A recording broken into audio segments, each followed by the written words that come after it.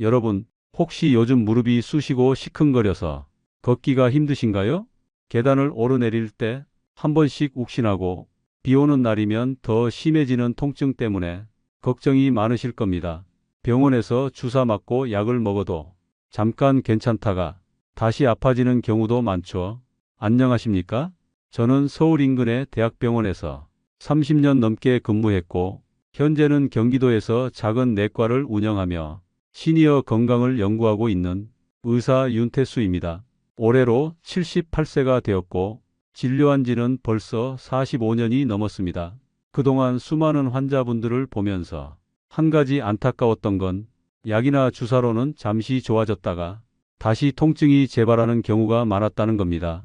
그래서 오늘은 제가 진료실에서 환자분들께 알려드리고 실제로 효과를 봤던 아주 간단한 생활요법을 알려드리겠습니다. 집에 있는 재료로 만들 수 있고 비용도 거의 들지 않습니다. 바로 소주에 이것을 섞어서 무릎에 발라주는 방법입니다. 이 방법은 먹는 게 아니라 피부에 바르는 외용법이라 위나 간에 부담이 없고 통증 부위에 직접 작용할 수 있습니다. 저도 40년 넘게 환자를 보면서 이 간단한 방법으로 밤에 잠 못 잘 정도로 아프던 분들이 훨씬 편하게 지내는 걸 많이 봤습니다. 오늘 영상 끝까지 보시면 이것의 정체부터 만드는 법, 안전하게 쓰는 방법까지 모두 배워 가실 수 있습니다. 혹시 주변에 무릎 아파서 고생하시는 부모님이나 친구분이 있다면 이 영상 꼭 공유해 주세요. 그 한 번의 클릭이 소중한 분의 통증을 줄이고 다시 편하게 걷게 만드는 계기가 될 수 있습니다. 여러분의 무릎 상태는 어떤지 댓글로도 알려주세요. 자, 그럼 먼저 무릎 통증이 왜 생기는지부터 짚어보겠습니다. 무릎 통증이라고 하면 다들 나이 때문이라고만 생각하십니다. 물론 나이가 들면 무릎 관절과 주변 조직이 약해지는 건 맞습니다. 하지만 정확히는 몇 가지 원인이 겹쳐서 통증이 생깁니다. 첫째, 연골의 마모입니다. 무릎 관절 안쪽에는 뼈와 뼈가 부딪히지 않게 완충 역할을 하는 연골이 있습니다. 그런데 40대 이후부터는 이 연골이 서서히 닳기 시작합니다. 특히 무릎을 많이 쓰는 생활 습관, 예를 들어 무릎 꿇기, 쪼그려 앉기, 계단 오르내리기가 잦으면 마모 속도가 더 빨라집니다. 연골이 얇아지면 뼈끼리 부딪히면서 통증과 염증이 생기게 됩니다. 둘째, 근육과 인대의 약화입니다. 무릎 주변 근육이 약해지면 관절이 받는 충격을 버텨줄 힘이 부족해집니다. 특히 허벅지 앞쪽 근육인 대퇴사두근과 뒤쪽의 햄스트링 근육이 약해지면 무릎 관절이 쉽게 흔들리고 통증이 심해집니다. 셋째, 혈액순환 저하입니다. 무릎 주변의 혈류가 줄어들면 산소와 영양 공급이 원활하지 않아 관절과 주변 조직의 회복이 늦어집니다. 또한 체온이 낮아지면 통증이 더 심해지고 관절이 뻣뻣해질 수 있습니다. 넷째, 체중 증가입니다. 무릎은 우리 몸무게의 35배에 해당하는 하중을 견딥니다. 체중이 1kg 늘면 무릎에는 35kg의 하중이 더해지는 셈입니다. 그래서 체중이 조금만 늘어도 무릎 통증이 훨씬 심해질 수 있습니다. 다섯째, 외상과 생활 습관입니다. 과거에 무릎을 다친 경험이 있거나 운동, 등산, 무거운 물건 들기 등 무릎에 과도한 부담을 주는 행동이 잦으면 염증과 통증이 반복되기 쉽습니다. 저는 진료실에서 이 모든 원인이 섞여서 통증이 심해진 환자분들을 자주 봅니다. 특히 그냥 나이 들어서 그렇다 하고 방치하는 경우가 많은데 방치하면 더 빨리 진행되고 심한 경우 수술까지 필요해집니다. 자, 이제 많은 분들이 궁금해 하실 겁니다. 소주에 넣는 이것 도대체 뭐길래 무릎 통증에 도움이 될까요? 오늘 제가 말씀드릴 재료는 바로 생강입니다. 생강은 우리에게 아주 익숙한 재료죠. 차로 마시기도 하고 음식 양념에도 쓰입니다.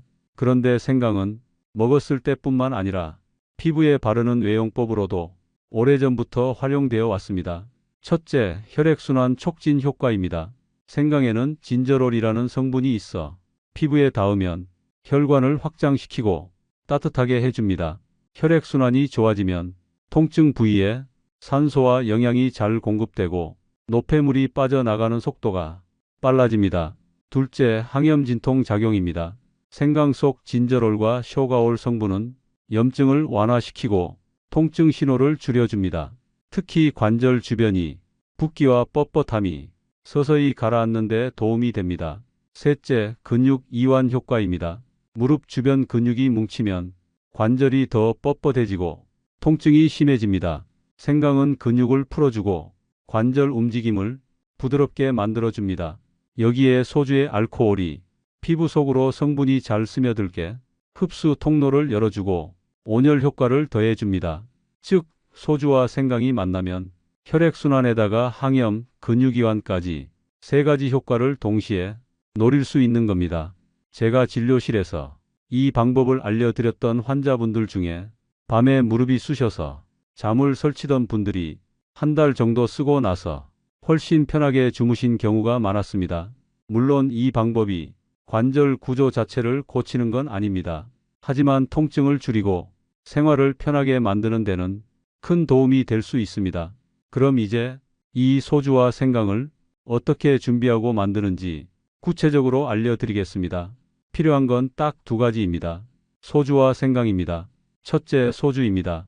마트나 편의점에서 쉽게 구할 수 있는 일반 소주면 됩니다. 도수는 16도에서 25도 정도면 충분합니다. 알코올이 너무 높으면 피부 자극이 심해질 수 있으니 40도 이상의 술은 피해 주세요. 둘째, 생강입니다. 가능하면 신선한 생강을 쓰는 게 좋습니다. 껍질이 매끈하고 단단하며 향이 강한 것을 고르세요. 말린 생강을 쓰셔도 되지만 효과는 신선한 것이 조금 더 좋습니다. 생강은 한 번에 많이 사서 필요할 때마다 꺼내 쓰는 게 편합니다. 보관은 냉장고 채소칸에 신문지나 키친타월에 싸서 밀폐 용기에 넣어두면 한 달 정도는 신선하게 유지됩니다. 이제 재료를 준비했다면 다음은 사용하기 전에 간단한 손질 과정입니다. 먼저 생강을 깨끗하게 세척을 해주세요. 흙이나 먼지가 남아있으면 소주에 담갔을 때 불필요한 찌꺼기가 생기고 잡내가 날 수 있습니다. 세척은 흐르는 물에서 손으로 문질러 주시거나 부드러운 솔을 사용하면 좋습니다. 다음으로 껍질을 벗깁니다. 껍질째 사용해도 큰 문제는 없지만 껍질을 벗기면 유효 성분이 더 빠르고 진하게 우러나옵니다.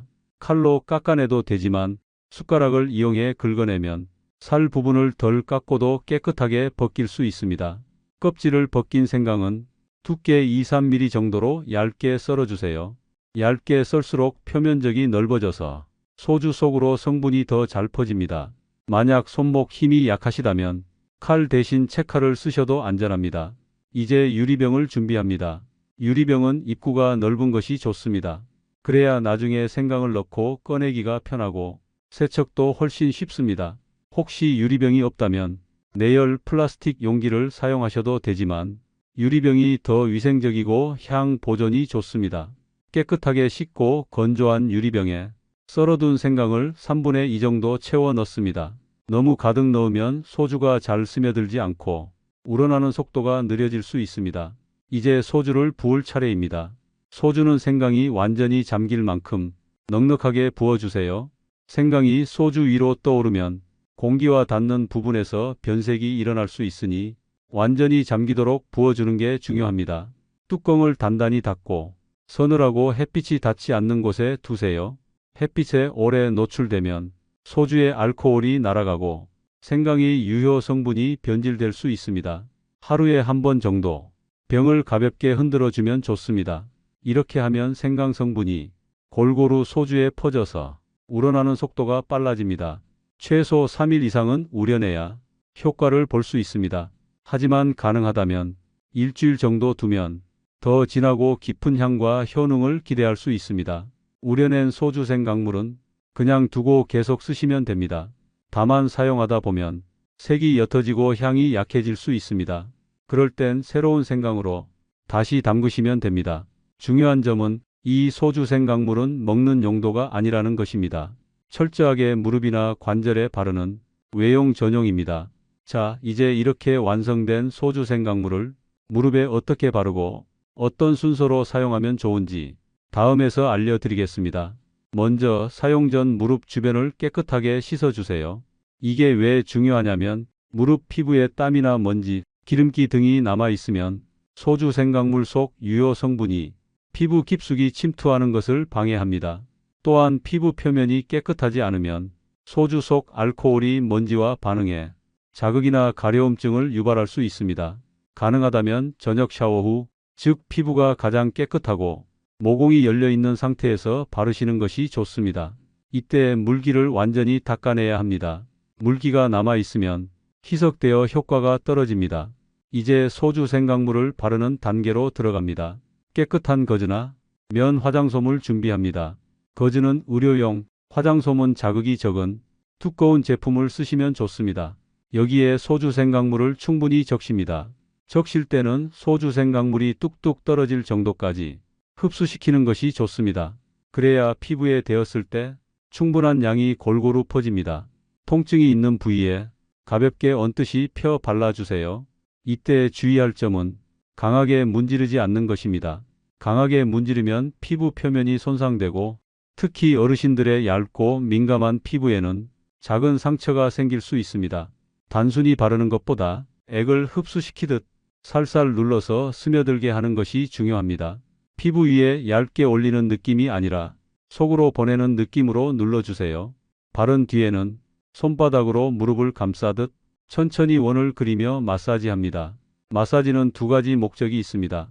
첫째, 무릎 주변 근육과 인대를 부드럽게 풀어주는 것. 둘째, 소주 생강물의 온열과 성분을 피부 깊숙이 침투시키는 것입니다. 마사지를 할 때는 손이 따뜻한 상태여야 좋습니다. 손이 차갑다면 마찰을 주어 온기를 만든 뒤 시작하세요. 마사지 방향은 무릎을 중심으로 안쪽, 바깥쪽, 위, 아래를 천천히 돌려가며 3분에서 5분 정도 해줍니다. 한쪽 무릎이 끝나면 반대쪽 무릎도 같은 방법으로 합니다. 그리고 바른 후에는 보온을 해주는 것이 핵심입니다. 바른 부위에 얇은 무릎 보호대나 부드러운 타월을 가볍게 감싸주세요. 이렇게 하면 소주와 생강의 열감이 오래 유지되고 관절과 근육이 훨씬 편안해집니다. 보온을 하실 때는 너무 조이지 마시고 피부가 답답하지 않을 정도로만 감싸 주셔야 합니다. 순환이 방해되면 오히려 역효과가 날 수 있습니다. 사용 횟수와 시간은 하루 1, 2회가 적당합니다. 추천하는 시간대는 저녁에 한 번, 아침에 한 번입니다. 저녁에는 하루 동안 쌓인 무릎 피로와 뭉침을 풀어주고 아침에는 하루를 시작하기 전에 무릎 관절을 부드럽게 만들어줍니다. 한 번 사용할 때 마사지를 포함해 총 10분 정도면 충분합니다. 사용 기간은 최소 2주 이상입니다. 많은 분들이 첫 주부터 무릎이 좀 가벼워졌다 하고 느끼지만 2주에서 4주 정도 꾸준히 해야 효과가 안정적으로 자리 잡습니다. 제가 진료했던 72세 김희수 어르신은 퇴직 후 동네 산책을 즐기셨는데 작년부터 무릎이 시큰거려서 아침마다 계단 내려오는 게 힘들어졌습니다. 약을 먹으면 잠깐 괜찮아졌다가 다시 아프기를 반복했죠.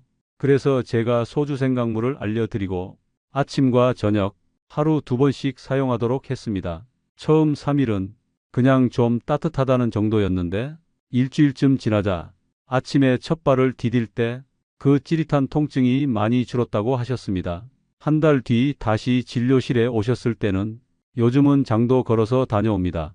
하며 활짝 웃으셨습니다. 소주 생강물은 통증 완화와 혈액순환 개선에 도움을 줄 수 있지만 관절 구조 자체를 바꾸는 건 아닙니다. 그래서 병원 진료나 재활 운동과 병행하는 것이 가장 안전하고 효과적입니다. 이제 이 방법을 쓰실 때 꼭 지켜야 할 주의사항을 말씀드리겠습니다. 아무리 좋은 방법도 잘못 쓰면 효과가 없거나 오히려 부작용이 생길 수 있습니다. 첫째, 상처가 있는 부위에는 절대 바르지 마세요. 무릎 주변 피부에 상처나 찰과상, 긁힌 자국이 있으면 소주 속 알코올이 스며들어 강한 자극과 통증을 줄 수 있습니다. 또한 알코올이 상처를 자극하면 회복이 늦어질 수 있습니다. 만약 무릎 피부가 벗겨져 있거나 습진, 발진이 있다면 그 부위는 피해서 바르셔야 합니다. 둘째, 피부 알레르기 반응을 꼭 확인하세요. 생강이나 알코올에 피부가 예민하게 반응하는 분이 있습니다. 간단하게 테스트하는 방법은 손목 안쪽에 소량을 발라서 30분 정도 두고 보는 것입니다. 가렵거나 붉어지면 사용을 중단하는 게 안전합니다. 셋째, 열감이 심하거나 부기발열이 있는 경우는 사용을 피하세요. 무릎이 붉게 달아오르고 만지면 뜨겁게 느껴진다면 급성 염증일 가능성이 큽니다. 이럴 때는 알코올과 온열 효과가 오히려 염증을 악화시킬 수 있습니다.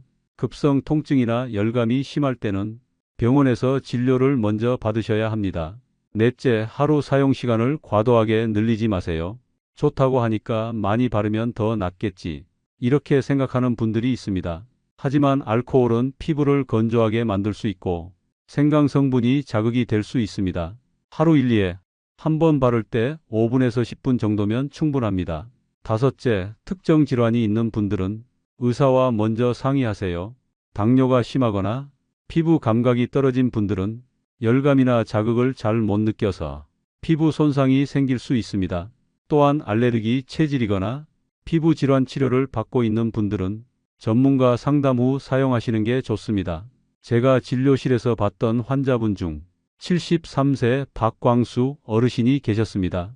이분은 평소 등산을 좋아하셨는데 몇 달 전부터 무릎이 욱신거리기 시작했다고 합니다. 특히 아침에 일어나 첫 발을 디딜 때 날카롭게 찌르는 듯한 통증이 있었죠. 제가 이 소주 생강물을 알려드렸고 분명 주의사항도 말씀드렸지만 효과를 빨리 보고 싶은 마음에 하루에 5, 6번씩 바르기 시작하셨답니다. 아침에 일어나서 한 번, 산책 나가기 전 한 번, 점심 먹고 한 번, 저녁에도 한 번, 잠들기 전 또 한 번, 거의 몇 시간 간격으로 무릎을 적시다시피 하신 겁니다. 처음 3일 정도는 따뜻하고 시원한 느낌이 좋아서 통증이 조금 줄어드는 것 같았다고 하셨습니다. 그런데 일주일쯤 지나자 무릎 피부가 점점 하얗게 건조해지고 각질이 일어나더니 가렵기까지 했습니다. 결국 열흘이 지나서는 피부가 갈라지고 옷에 스칠 때도 쓰라릴 정도가 되어서 진료실로 오셨습니다. 진찰해 보니 피부 표면이 심하게 건조해져 있었고 소주 속 알코올과 생강의 자극 성분이 오히려 피부 장벽을 손상시킨 상태였습니다. 그래서 저는 즉시 사용을 중단하게 하고 보습제를 하루 3번씩 바르도록 했습니다. 그리고 2주 동안은 무릎에 소주 생강물을 못 쓰게 했죠. 다행히 피부가 회복된 뒤에는 하루 1, 2회로 사용을 줄여서 다시 무릎 관리를 이어가고 계십니다. 이 사례에서 중요한 건 좋은 것도 적당히 해야 한다는 것입니다. 욕심을 내서 과하게 사용하면 효과는커녕 오히려 부작용이 생길 수 있습니다. 그래서 꼭 적당히 꾸준히가 중요합니다. 이 주의사항만 지켜주신다면 소주 생강물은 비용도 적게 들고 집에서 안전하게 할 수 있는 무릎 건강관리법이 될 수 있습니다. 여러분, 아무리 소주 생강물이 좋아도 그 효과를 오래 유지하려면 생활 습관이 함께 바뀌어야 합니다. 무릎 건강은 하루아침에 좋아지는 게 아니라 매일매일의 작은 습관이 쌓여서 만들어집니다. 첫째, 하체 근육을 꾸준히 단련하세요. 무릎 관절은 근육이 보호해 줍니다. 특히 허벅지 앞쪽의 대퇴사두근과 뒤쪽의 햄스트링이 무릎을 안정시키는 핵심입니다. 간단한 방법으로는 의자에 앉아 무릎을 쭉 펴고 10초 동안 유지하는 다리 뻗기 운동이 있습니다. 또는 벽을 등지고 앉는 자세, 즉 벽 스쿼트를 하루 1, 2분씩 하는 것도 좋습니다. 처음에는 30초만 해도 힘들 수 있지만 점점 시간을 늘리면 무릎이 훨씬 안정됩니다. 둘째, 체중을 관리하세요. 무릎 통증이 심한 분들이 체중을 2, 3kg만 줄여도 걷는 게 훨씬 편해지는 경우를 저는 진료실에서 자주 봤습니다. 체중 관리는 거창하게 할 필요 없습니다. 식사량을 조금 줄이고 단 음식과 튀긴 음식 섭취를 줄이는 것부터 시작하시면 됩니다. 셋째, 무릎을 혹사시키는 자세를 피하세요. 쪼그려 앉기, 무릎 꿇기, 오래 서 있기, 갑자기 뛰기 등은 무릎 연골에 큰 부담을 줍니다. 가능하다면 바닥 생활보다는 의자 생활로 바꾸는 게 좋습니다. 계단은 가능한 한 천천히 오르고 손잡이를 잡고 내려오세요. 넷째, 하루 30분 이상 걷기. 무릎 건강에는 적당한 움직임이 필수입니다. 가만히 쉬기만 하면 근육이 더 약해지고 관절이 뻣뻣해집니다. 아침이나 저녁에 30분 정도 천천히 걷는 것만으로도 혈액순환이 좋아지고 관절이 부드러워집니다. 단, 통증이 심할 땐 걷기를 무리하지 말고 수영이나 실내 자전거처럼 무릎 부담이 적은 운동을 하세요. 5째, 무릎을 따뜻하게 유지하세요. 무릎이 차가워지면 혈액순환이 떨어지고 통증이 심해집니다. 겨울철에는 무릎 보호대를 착용하고 여름에도 에어컨 바람이 무릎에 직접 닿지 않게 하세요. 따뜻함은 무릎 건강이 기본이자 최고의 보약입니다. 여러분, 무릎은 우리가 하루를 살아가면서 가장 많이 쓰는 관절입니다. 아침에 일어나 첫 발을 내딛는 순간부터 저녁에 침대에 누울 때까지 걷고 서고 계단을 오르고 심지어 의자에 앉았다 일어나는 모든 순간 무릎은 쉼없이 움직입니다. 그래서 무릎이 보내는 작은 신호에도 귀를 기울이는 게 참 중요합니다.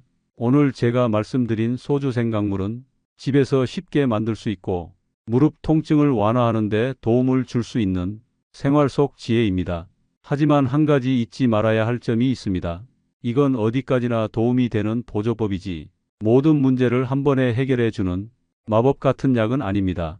무릎 건강을 지키려면 적절한 체중 유지, 하체 근육 강화 운동, 충분한 휴식과 스트레칭, 그리고 병원 진료와 같은 기본적인 관리가 함께 가야 합니다. 제가 45년 넘게 환자분들을 보면서 느낀 건 지금 조금 귀찮더라도 하루 10분의 관리가 10년 후에 내 삶을 바꾼다는 겁니다. 무릎 통증 때문에 좋아하는 산책을 못 나가는 어르신, 계단 때문에 외출을 꺼리는 분, 모두 조금씩 관리 습관을 들이면서 다시 활발한 일상으로 돌아오셨습니다. 혹시 지금 이 영상을 보고 계신 분들 중에 나는 아직 괜찮아 하시는 분이 있다면 그게 바로 지금 시작해야 하는 이유입니다. 통증이 심해지고 움직임이 줄어든 뒤에 관리하려면 시간도 더 걸리고 회복도 더 어렵습니다. 그러니 오늘부터, 아니 오늘 저녁부터 무릎을 위해 단 10분만 투자해 보세요. 여러분의 무릎은 여러분을 평생 지탱해 줄 든든한 기둥입니다. 그 기둥을 튼튼하게 지키는 건 오직 여러분의 손에 달려 있습니다. 오늘 말씀드린 내용이 여러분이나 가족분들의 무릎 건강에 작은 도움이 되길 진심으로 바랍니다. 혹시 주변에 무릎 통증 때문에 고생하시는 분이 있다면 이 영상을 꼭 공유해 주세요. 여러분의 작은 클릭과 공유가 누군가의 인생을 바꾸고 무릎 건강을 지키는 소중한 시작이 될 수 있습니다. 여러분, 오늘도 무릎 건강하게 그리고 마음도 따뜻하게 지내시길 바랍니다.